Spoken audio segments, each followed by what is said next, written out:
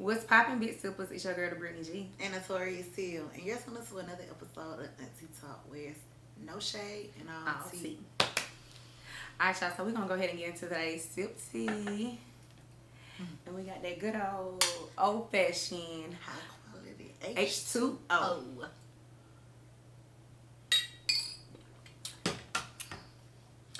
Also, by today's sip smoke, Big smoke, big smoke.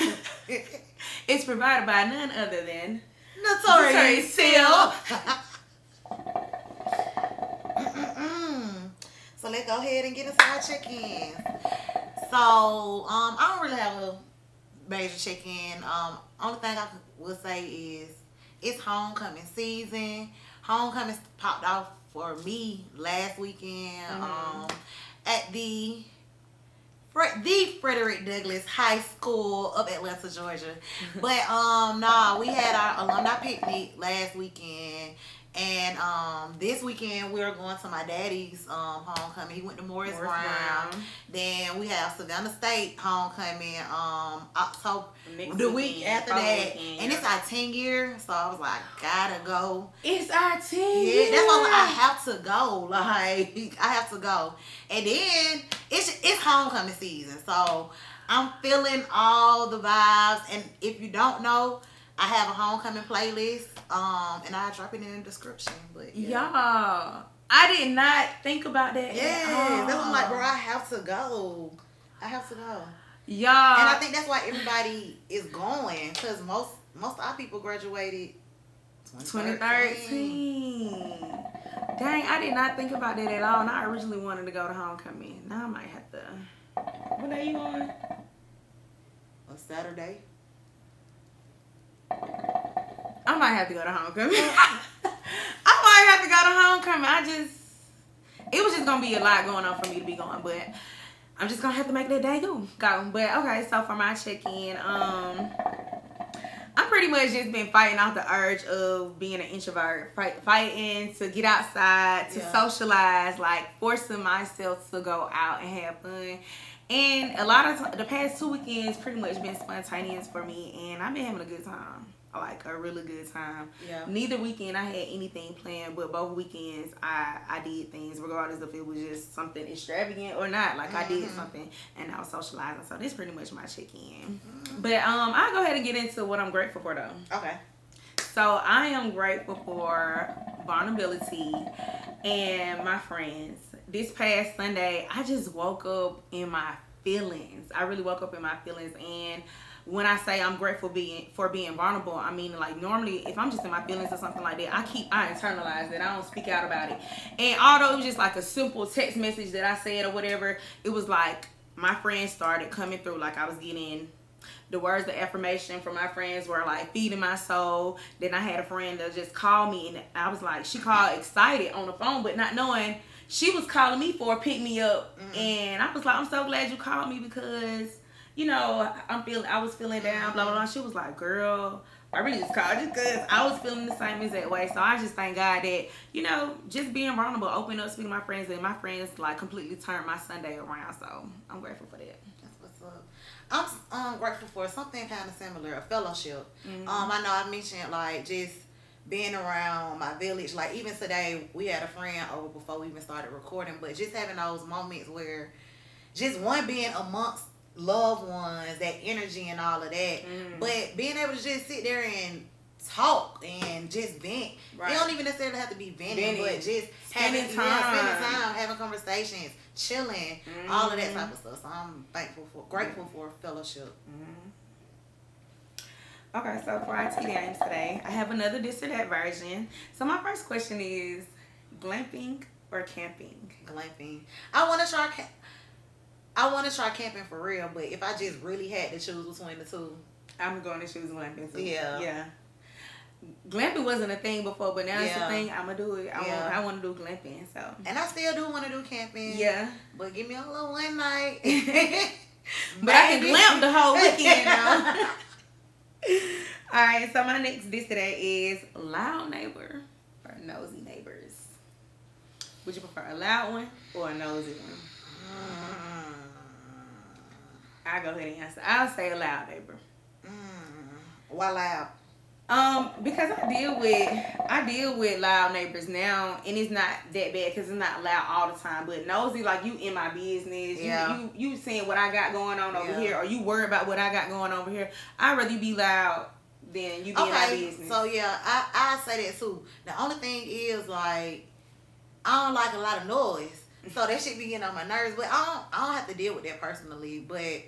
Yeah, I don't think I can do it nosy because I don't like people in my business at all. I stay in an apartment, so give me the loud one over the nosy one. Yeah. So we're gonna go ahead and get into our tea spill for today. So we're in our 30s, and we just wanted to have a conversation about into our 30s. I feel like me personally, I'm having the toughest time in the most difficult time in my 30s. I feel like I was more put together in my 20s, which is crazy. And I feel like everything is not falling apart now, but the room gets shook up in my 30s. But I feel like that's how it's supposed to be. It's supposed to be. A lot of us, it's the stigma that you're supposed to have your shit together and all that by 30s. But in actuality, I'm not gonna say it's not realistic, but for the majority, like it's just life. Like you're not going to have it all figured out. I feel like for your 20s, it was have fun. For your 30s, it's about being intentional. So when I say that, it's like setting yourself up for that next move or that next phase in your life, the 40s, the 50s, or whatever. I do feel like in your 40s, though, you're supposed to have your shit together. For sure. By your 40s. I feel like you said, in your 20s is having fun, identifying who you are. Yes. Your 30s is really realizing who you are, putting everything in perspective, knowing all your wants and getting all your wants. Yeah. And then your 40s is when you really start living. Because I always heard that your 20s, your 30s gonna be your big. When you in your teens, your 20s gonna be your best years. Yeah. When you in your 20s, your 30s, that's when you in your prime, you really start living. But your 40s, now that I done hit 30, I hear like your 40s. I haven't heard about the 40s. I have. I guess because I got older sisters. Yeah. But I hear like your 40s are like your best years because it's either you become comfortable with the phase of your life that you in right now. You're not really, some people do, but a lot of times it's like, this is how my life gonna go. Yeah. Like, they done fought all those years at our early 30s, what you're experiencing right now. Like, it's in shambles because it's being shaken up. Like, in your 20s, you thought you were doing certain things and you was gonna have certain things done by your 30s. And now that you haven't accomplished it yet or you haven't done it yet, you start, being in your mental about it. So, now in your 40s, you either experience it or you've accepted what is happening to your life and how it's gonna go. So, yeah. I agree. Yeah, I agree. So we broke the topic down into 3 different categories. So we did our personal life, relationships, as well as career. So I'll go ahead and pop it off with the personal life. Okay. I feel like one of the things that I experienced a lot since I've been in my 30s is the imposter syndrome and self-sabotaging. But I also feel like that's not necessarily just me. Like so many of my friends and other people that are in their 30s are suffering from self-sabotaging and things like that. So I do feel like, and I only feel like we're suffering from that because of social media, because of what we see. We see all these 21, 22-year-old with these businesses and da-da-da, but we didn't have the resources as these. Oh, I was going to touch bases on it. Yeah. We didn't have those same resources, so we compare ourselves, and not even just to that. We have other people our age that are doing well or whatever, so we're still comparing ourselves to that. But it's in our face via social media and nightlife. We like going out. We see XYZ. We want to live this XYZ life. And then also, another saying is like, our parents or just older generations by 30, they already were, I wouldn't even say established in my eyes, but established in the society's eyes for at that time. You already got your kids, you got your family, whatever job you got, you just content with that or whatever. And they just experienced being content a lot or just being settled in whatever life had to give them. And us millennials, we're different. We're not just accepting anything. So, we both probably could have been married. We both could have had kids. Like, those are the milestones of people our age group are also going through. So it's like we the total opposite of it, and we're breaking barriers. So it's different. And I feel like anytime it's somebody first time doing something, or just first time doing something, or just being the first to do it, it's kind of like you don't really have many people to relate to, because shit, like I said, our parents. I was just gonna say, I feel like when you said that, I feel like our parents, that generation, kind of had a blueprint. Like you said, family, gonna have the kids, gonna get married, you know, you and your job, your career, whatever. Meanwhile, us on the flip side, like you said, we not just going for that, so it's no blueprint for us. It's us literally trying to figure this shit out by ourselves. And those failures, which are good things, they be whooping our asses. Yeah. And it's like, and we don't know how to handle failure. I feel like people in general don't know how to handle failure, but our generation, we don't know how to handle failure because of society.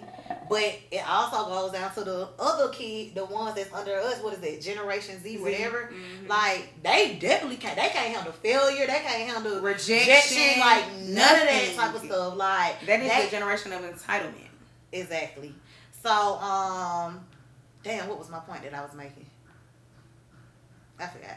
But we don't have no blueprint to this shit. So we can't compare ourselves to our parents. We can't compare ourselves to the generation under us. Like, granted, now we have the same resources as them. Right. But it goes back to, like, when it's working technology with our parents. Like, we don't understand a lot of that shit. So now they got the advantage on this shit or whatever.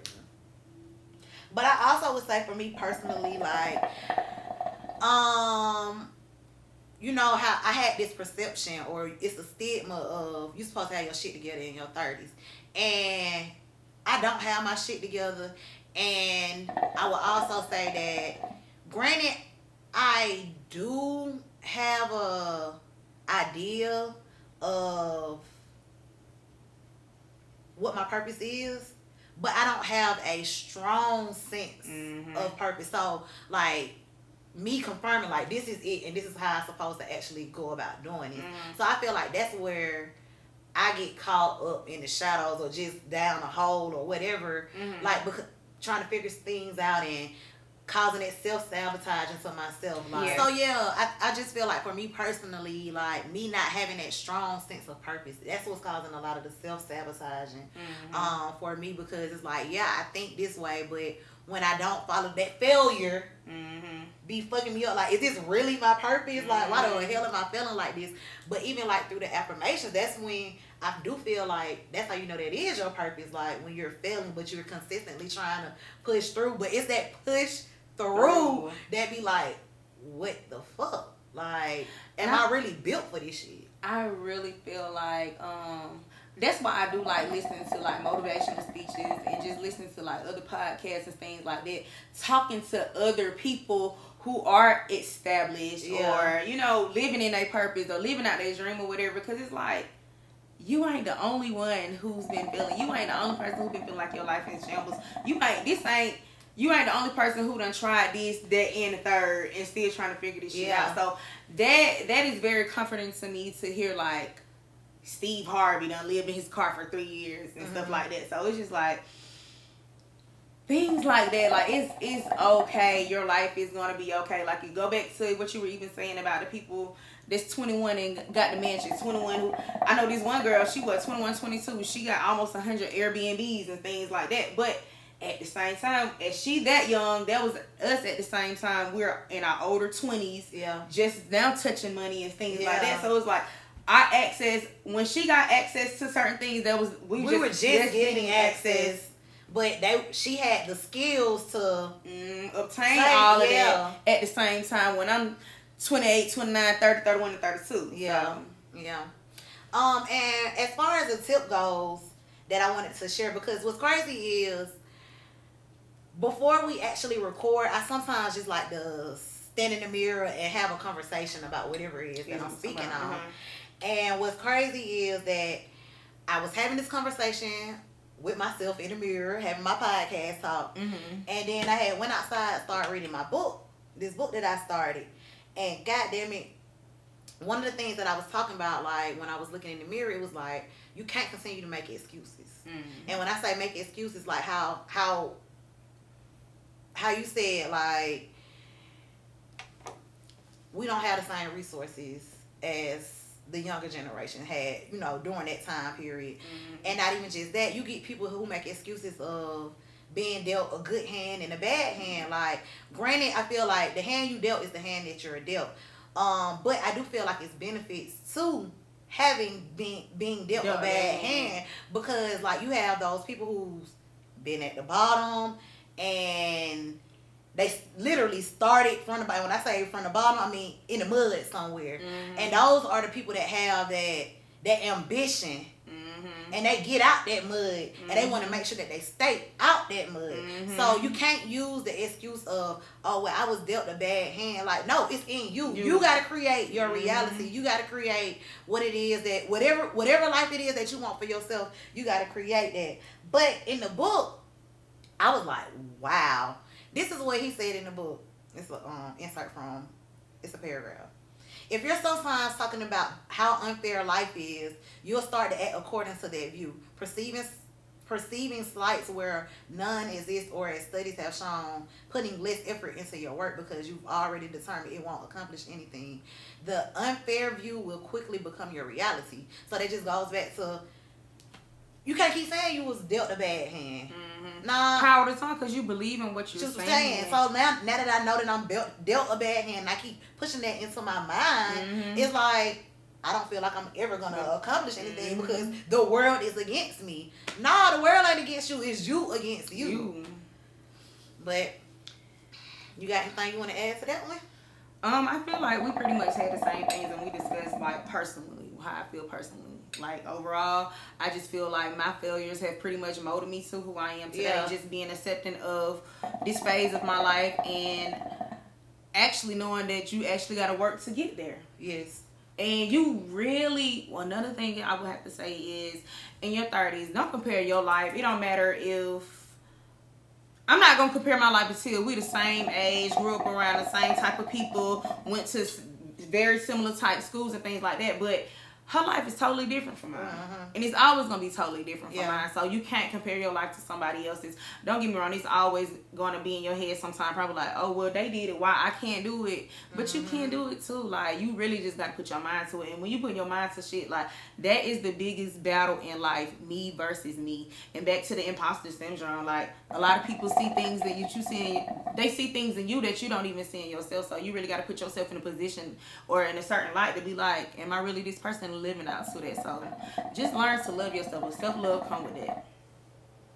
In your 30s, learn to love yourself. Be intentional with loving you. Yourself. Be intentional with loving you. I like it. Okay, so we're going to go ahead and move into the relationship side of into your 30s.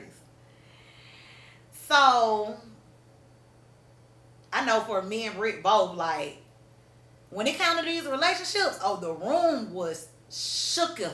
Okay?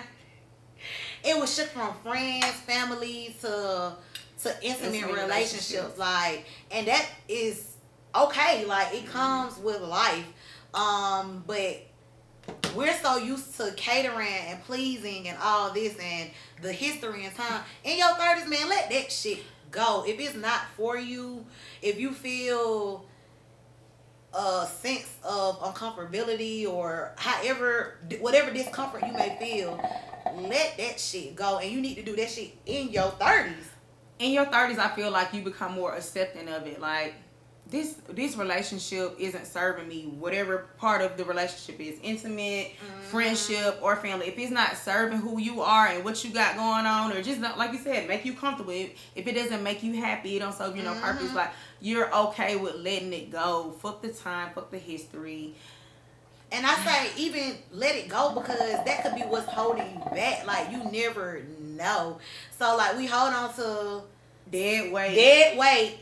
And that whole time, the dead weight just holding us back. We really supposed to be all the way up there somewhere, but now we still back here because we holding on to this person or this situation and all this. Like, man, even your family, like, That's giving one people of the benefit of the doubt all the time. Oh, because that's your cousin and blah blah blah, Yeah. or that's your sister, or even that's your mama.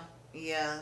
Even that's your mama. Like, I don't have that problem, but I'm just saying, like, in general, like, sometimes you really just gotta do what's best for you, because people will drive you crazy if you allow them to drive you crazy. And even if you're growing as a person, like, everybody ain't gonna understand it. Your mama not gonna understand it. Your partner may not understand it. Your friend may not understand it. And now y'all are on two different ways, and it is never, like how we said with the your birthday trip in Houston, like, everybody was on the same frequency. So that's why things went so smooth. Like, we had the best time or whatever. With a lot of people. With a lot of people. So just imagine being here and this person is there. Like, it's never going to, look at that gap. Like, that's a major gap. It's never going to be fulfilling. It's never going to be fulfilled unless this person is willing to step up. And even, you can't even control that. So sometimes you just got to, it's the stage left. And sometimes people just don't understand, like, when you grow and you put yourself back in those situations, it don't serve you anything. It don't serve you no good. And the perfect example for that would be like celebrities, especially a lot of the rap dudes who come from that, who come from the hood, and people be like, oh, they changed, they'll never come back. Why the fuck do they want to? So you can rob them. Yeah, that's not my responsibility, first of all. Yeah, like, why do I want to go back and hang on the block and shoot dice with niggas all the time? Like, that's not the life that I live. I got more shit to lose these days, and people don't be understanding it. And a lot of times when people, they don't grow and they haven't evolved in their life, they're never going to be able to understand it. And you just got to be in a place to be okay with them not understanding that, and it being accepting of your life totally progressing all the way. And it's also cool to even, I won't even necessarily always push in something, but you can fuck with somebody from a distance. Yeah, for sure. You can love them from a distance or whatever. But I did want to hit on one of these quotes from Tyler Perry. I remember I was watching, he had a sermon at the White Man Church in Texas. I can't think of the, like, he got a what them big churches called? Mega church. He got a mega church, but he the white man. He always be on the commercials and stuff. But anyways,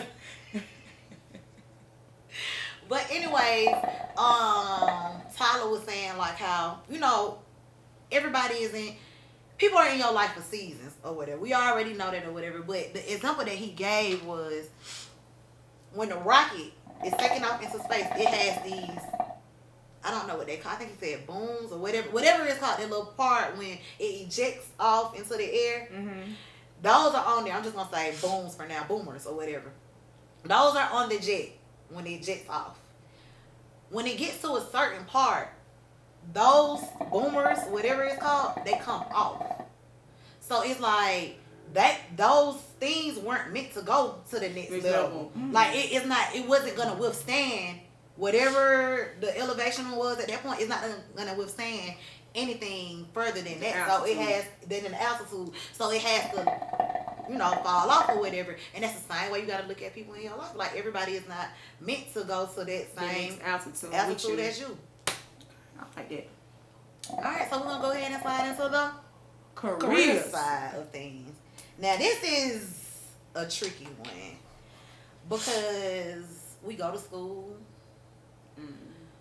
Let's start in elementary school. What you want to be when you grow up, and So you create this idea of what it is that you want to become, and then when you get to your 20s or you get to your 30s and you realize you're not there, that can be a big, very disturbing. Yes, a huge reality check. Discouraging, all of that.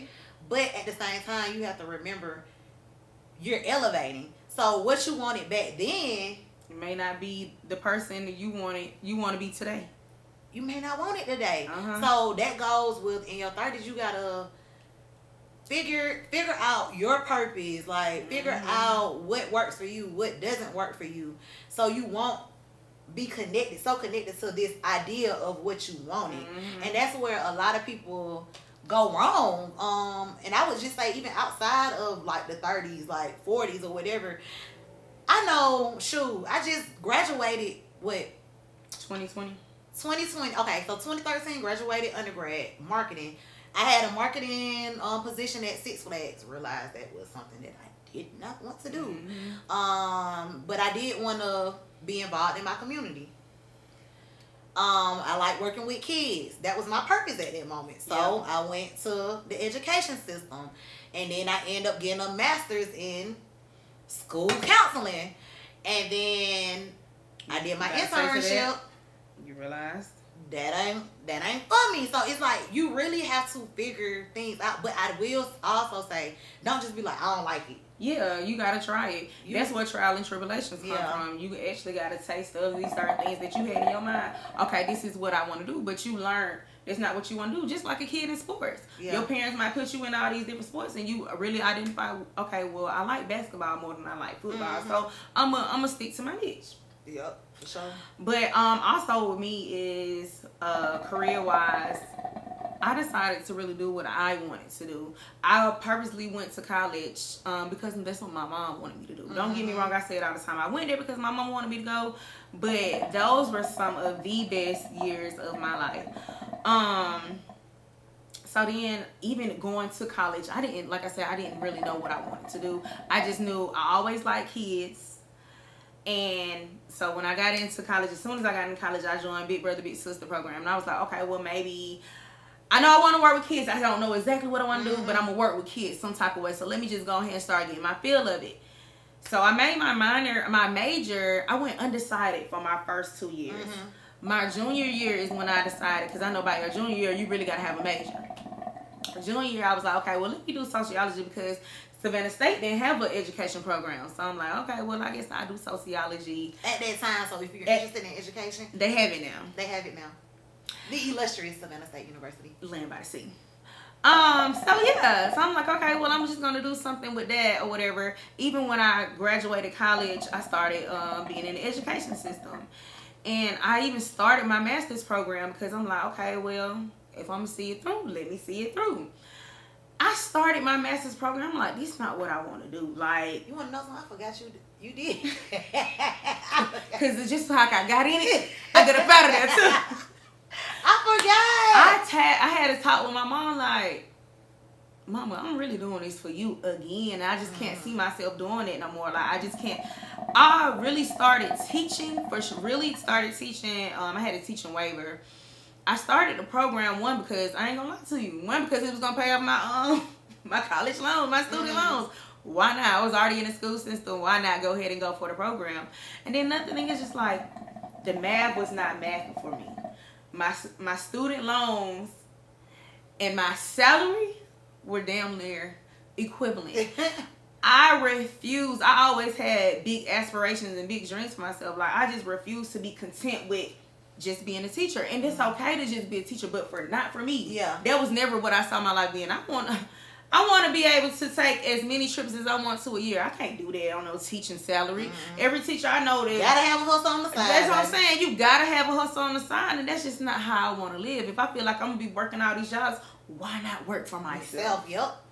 So my mama, she comes from the era where black entrepreneurship wasn't a thing. That is more of a thing of millennials nowadays, and she just could not understand it. And now, I ain't gonna hold you, let me pop my shit a little bit. But now that I'm able to do certain things for my mom, or just like throw her money here and there, or if we do something, she's so concerned about the cost. I'm like, Mama, you worried about the wrong thing. Why you count my pockets? I'm able to do these certain things. She just like, wow. And I'm like, yeah. When I was teaching, I could never do these things for you before now. But look at me now. So I have learned in my 30s, really do what you want to do for you. Yeah, you got to live for you. Yeah, because at the end of the day, you're never going to be satisfied if you living out for somebody else. And that's what I had to break down to my mom. I really had a heart-to-heart with her. And she even tried to have my older cousin talk to me. Was like, you need to talk to your cousin about getting back in school. And I'm like, I don't know why she told you to tell me that. I already told her. But if you want to talk about it again and if she wants you to mediate the situation, let's do it. But yeah, my mama just an old African. She don't understand. She don't understand. Trying to hear what you got to say. I already know what my mind is made up. African parents, all they know is career, work. And I'm just like, baby, that's not going to be me. But I'm going to be straight. I promise you that, Mom. I'm going to be straight. And you have to be able to express that to your family, too, if they own you. Especially if you got foreign parents or older parents.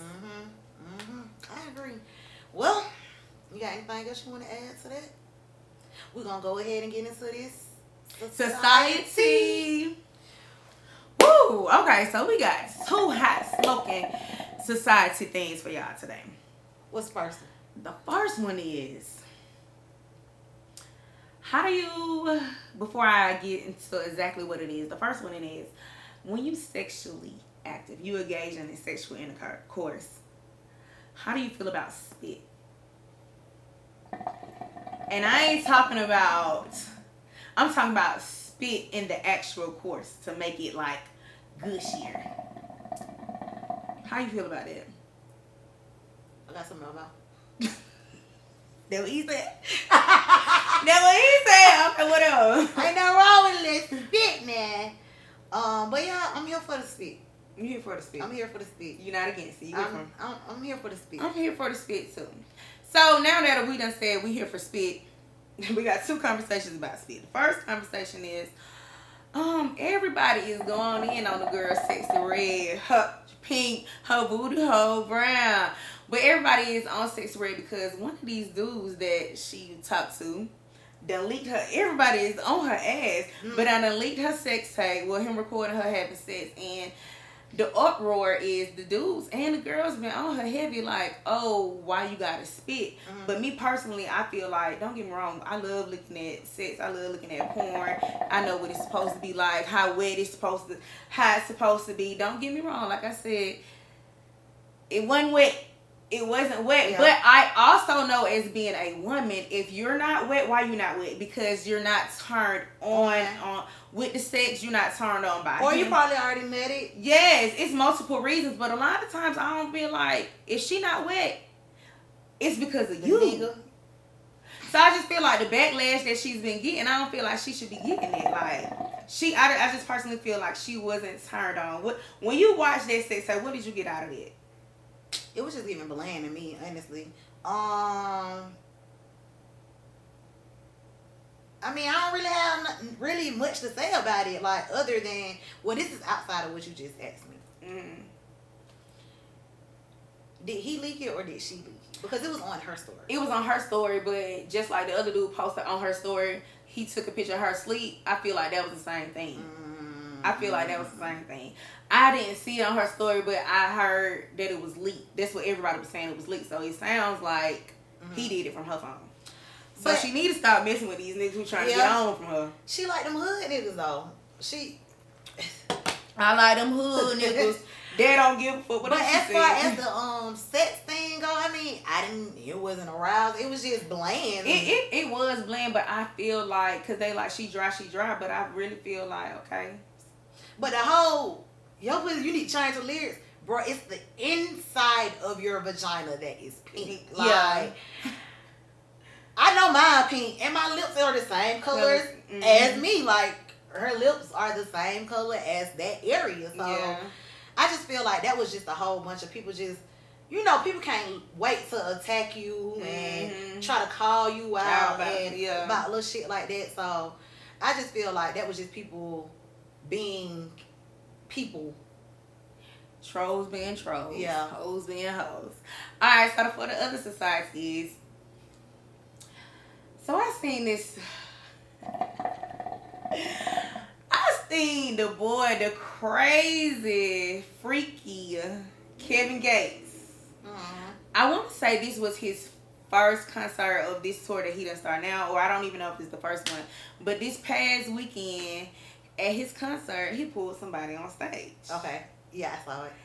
And he stopped her before she even came up the stage. He said, I'm going to stop you right there. With all due respect, before you come on this stage, I can do anything I want to do with you. He asked multiple times, you sure? She said, yeah. He had her even recite it back to him. And he pulled her on that stage, sat her in that chair, told her to bring your head back. Stick your tongue out. Open your mouth and stick your tongue out. And he just spit in her mouth. So, my question to you is, before we even talk about that whole situation, my question to you is, if you get called on the stage for anybody's performance, Mm-hmm. or not even just anybody's performance, you get caught on the stage for a performance, are you open to doing whatever with them when they call you on this stage? It comes with a limit. It comes with a limit. Like, in regards to Shawty, she didn't know that man was going to do this shit. No. But at the same time, she said she's open to whatever. So, I mean, I would have responded, yeah, I'm open to I'm open to whatever to a certain extent.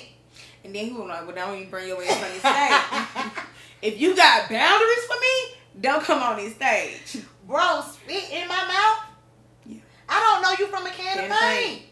Yeah. Outside of being a fan or whatever of yours, I don't know you from a can of paint. I don't know what you for real got going on. But honestly, I feel like if she was going to be uncomfortable, I can't even say if she was going to be uncomfortable. But one, if you listen to Kevin Gates, even if you don't listen to Kevin Gates, you know how freaky this man is. And for him to halt you before you even come up them stairs, I probably would have been like, you know what? Pick somebody else.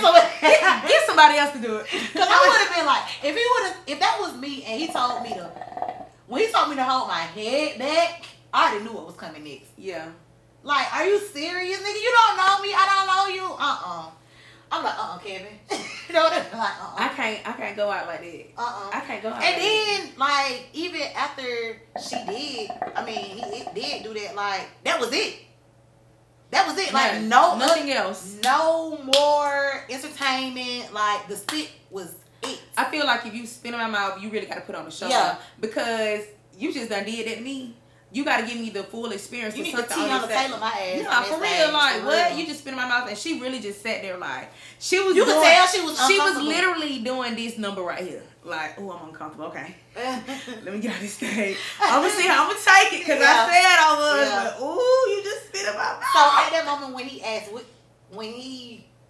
the whole tilt your head back, open your mouth, stick out your tongue, how would you have responded in that moment?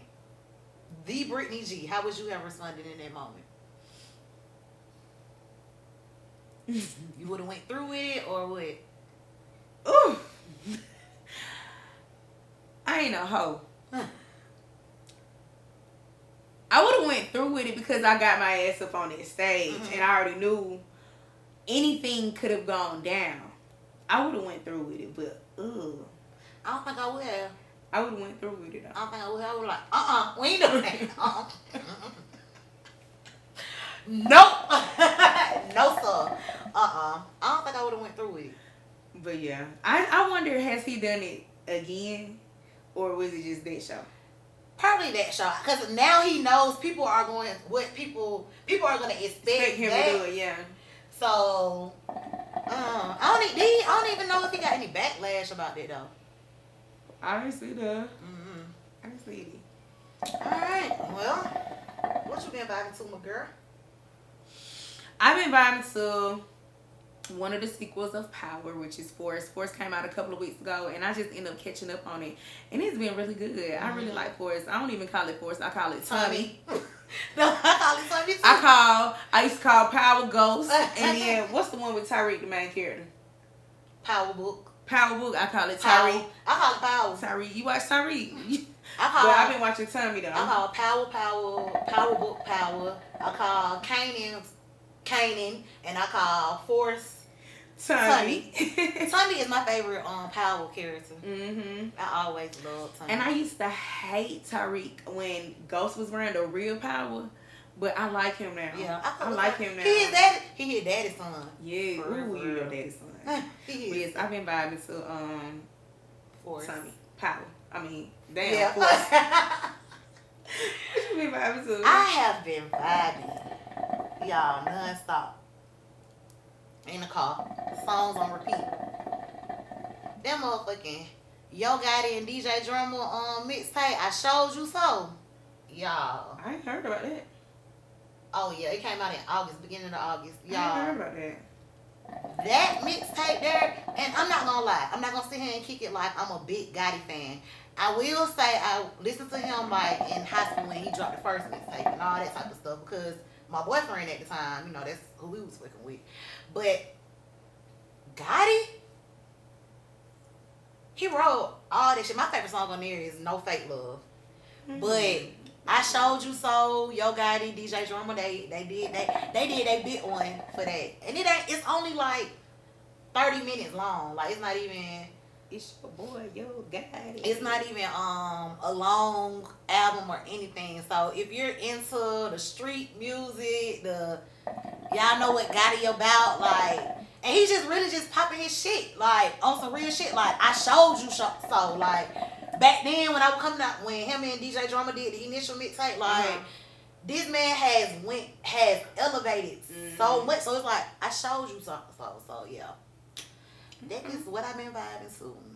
And I'm gonna look into that because I don't know about y'all, but I haven't heard about that. And we send each other music. Why you didn't send it? Well, I really just started listening to it, 3 weeks ago. 3 weeks ago I started listening. 3 weeks too long. Yeah, it is.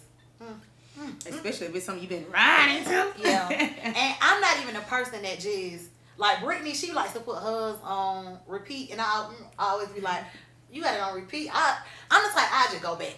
Just keep hitting it back. But nah, that No Fake Love and Pipe and shit, I love them too. Okay. Like, them bitches is on repeat. For real. And they right next to each other's song after each other. So, yeah. Well, you ready to close out the show? Let's go ahead and close it out. With that being said, y'all, be accepting of your 30s. Fully understand your 30s. Love your 30s. And what was the message about? Be intentional about loving yourself during your 30s for sure. Career-wise, relationship-wise, and personally. But until next time, guys, make sure you like, comment, share, subscribe, retweet us because we are on Twitter, repost us, and don't forget to tag us on all our social media platforms. And we got a cute What's Up G-Way new video out for y'all. Go on and look at us on TikTok, What's Up G-Way, Instagram, and Twitter at AunTEA_talk. Until next time, that's water, bitch.